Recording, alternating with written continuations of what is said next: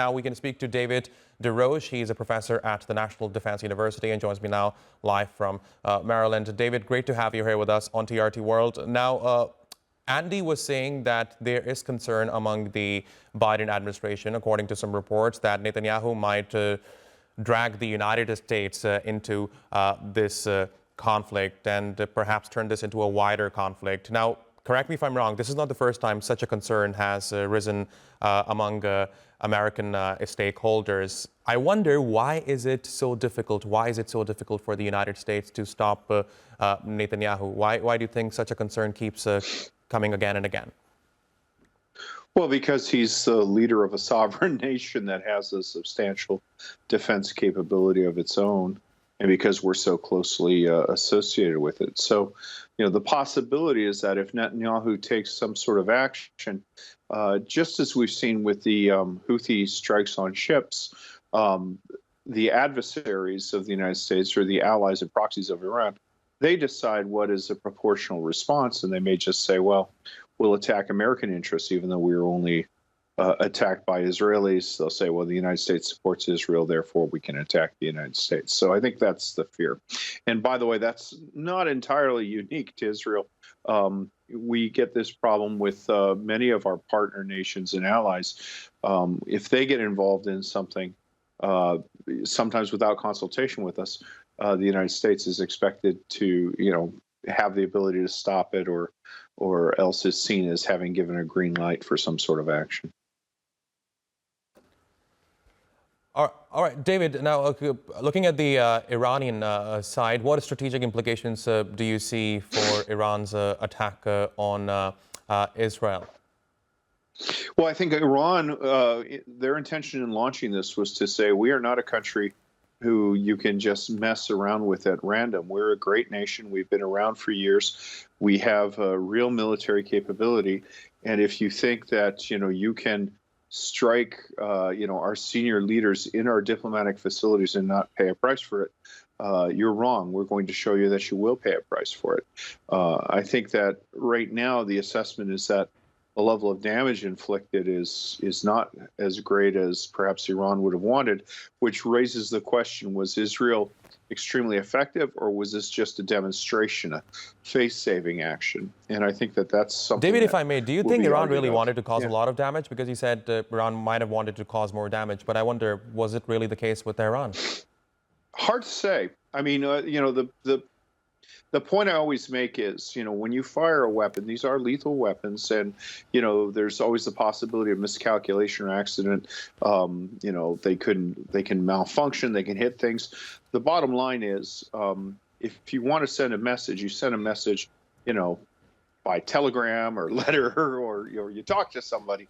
But using a weapon to send a message is likely to get a result you don't want, and then you get into a spiral of escalation, re-escalation, trying to reestablish deterrence, which usually involves killing people. So I think you have to deal with this as though it were a serious threat, because it involved, lethal force.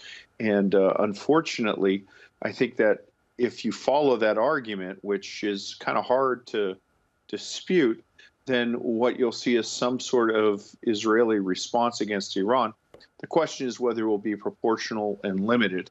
And I think that, a likely candidate for reprisal, for example, would be the Hisa factory that makes drones, or some sort of missile base. I think there is a possibility of some sort of response. Or perhaps attacks on countries which are considered Iran's allies. Now, David, stay with me. I just want to give our audience an update about what Daniel Hagari said during the press conference that he was holding a few moments ago. So he has basically said some of the overnight launches were from Iraq and Yemen, in addition to Iran. So I think the equation is getting bigger. So now Iran and Yemen are also being blamed for launching attacks on Israel. And he also said more than 300 projectiles were fired by Iran at Israel overnight. 99% of them were intercepted. What do you make of this? That's impressive. And, he's either, the good thing about Israel is if somebody misleads you, he'll be exposed very quickly, because they do have an open and antagonistic press there.